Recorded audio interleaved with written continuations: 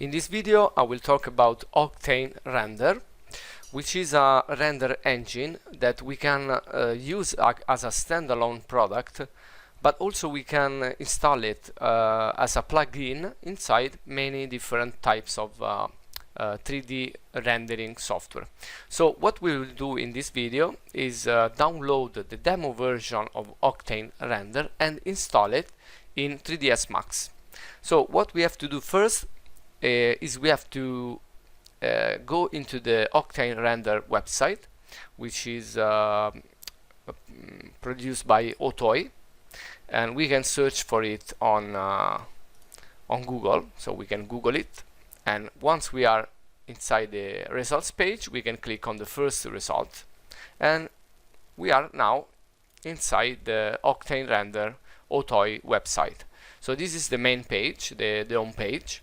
And if we scroll the page and we go to the left, we can find a menu, and on this menu we can click on demo, and on this page we will find the standalone version of the software, which you can try as well. But if we go a little bit down on the page, we will find also fully integrated plugins. So this is where we will download the plugin for 3ds Max. I will show you 3ds Max as an example, but you can do this operation, this similar process. You can do it on different types of software. As you can see, this is the list of software that are available that Octane can be installed with the plugin package. So let's download the Autodesk 3ds Max plugin, and we click on download,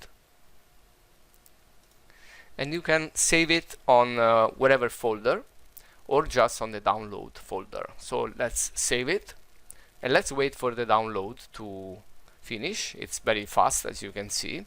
So once it's finished, we can open and start the installation with this wizard, as you can see here in my screen. And let's just go forward and install it.